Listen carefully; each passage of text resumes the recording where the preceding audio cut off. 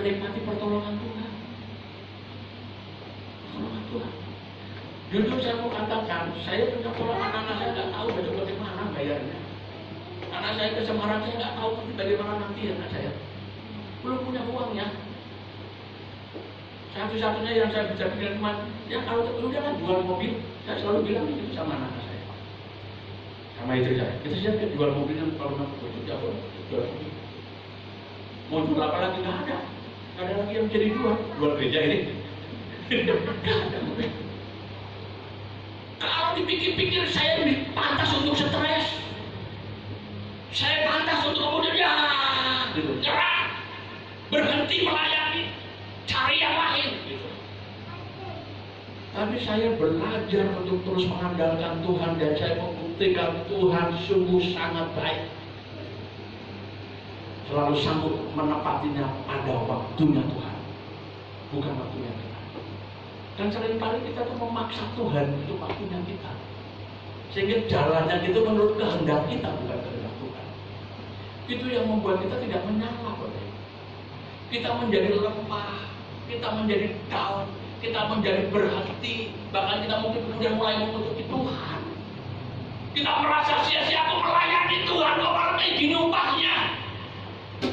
Saya temukan banyak hamba Tuhan yang saya kenali kemudian mundur dari pelayanan hanya karena kecewa, merasa hidupnya tidak diberkati oleh Tuhan. Hari ini Bapak Ibu, kalau kita mau menyala di dalam Tuhan, gak usah tutup berkatnya, tapi yuk kita kejar hal yang baik, yang benar, yang diperintahkan Tuhan untuk kita lakukan. Kita kejar. Saudara yang kekasih dalam Tuhan, bagian yang pertama, kalau mau menyala di dalam Tuhan, kejar hal yang benar. Kita akan menikmati kebaikannya, kemurahannya, anugerahnya, dahsyat luar biasa. Dahsyat luar biasa, Bapak Ibu. Ya. Kemudian yang kedua, Bapak Ibu, yang kedua adalah ayat 12, ya, untuk kita menyala di dalam Tuhan. Ayat 12 di sana dikatakan begini, bertandinglah dalam pertandingan iman yang benar dan rebutlah hidup yang kekal. Untuk itulah engkau telah dipanggil dan telah engkau ikrarkan, dan telah engkau ikrarkan ikrar yang benar di depan banyak saksi. Saudara, kalau kita mau betul-betul menyala di dalam Tuhan, maka responi panggilan Tuhan dengan benar. Amin Bapak Ibu ya. Responi panggilan Tuhan dengan benar. Tuhan memanggil saudara dan saya untuk masuk di dalam pertandingan iman di tengah-tengah dunia ini. Hidup kita kan dalam perantauan dunia ini kan sebenarnya sedang dalam pertandingan nih. Betul enggak? Kita itu sebenarnya sekarang sedang dalam arena pertandingan nih. Dalam kurun waktu yang sekitar antara 70 sampai 80 tahun. Itu yang diizinkan oleh Tuhan. Jadi kita dipanggil oleh Tuhan untuk masuk di dalam arena pertandingan. Maka kita jangan keluar dari arena itu. Kita harus berada di dalam arena panggilan itu, dalam arena pertandingan itu. Sebab kalau kita keluar dari arena pertandingan itu, kita tidak akan pernah mengalami yang namanya kemenangan. Orang di luar arena bagaimana mau menang? Ya kan? Penonton ada nggak penonton yang menang? Nggak ada. Yang menang itu pemain, Bapak Ibu.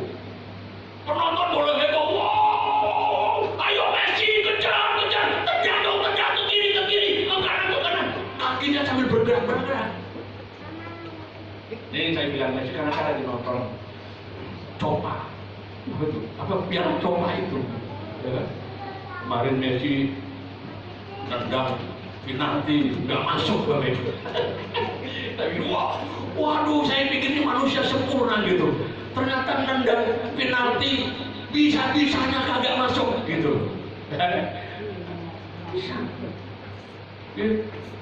Boleh kan pendeta cinta bola, boleh juga. Yang penting kan jangan sampai nonton bola kemudian lupa berdoa kan gitu. Menunda waktu untuk baca firman, baca Alkitab, demi nonton bola ya jangan gitu. Saya lihat jamnya nggak berturang dengan jam doa saya gitu kan. Bapak Ibu juga boleh nonton bola, ayo nonton bola. Jangan aja kita nonton bola rame-rame, bareng-bareng, ya kan? Datang di gereja sini, tapi bawa snack ya. Ini Piala Eropa kan tinggal perempat final nih. Mau lagi rame nih Bapak Ibu ya. Rame sekali. Kita bisa persekutuan doa kembali. Jadi kita harus berada di dalam arena pertandingan Bapak Ibu. Jangan di luar. Firman Tuhan mengingatkan kepada kita yang namanya ayat 12 itu tadi ya. Itu jelas sekali loh. Bertandinglah dalam pertandingan iman yang benar. Tuhan memanggil kita untuk bertanding dalam pertandingan iman.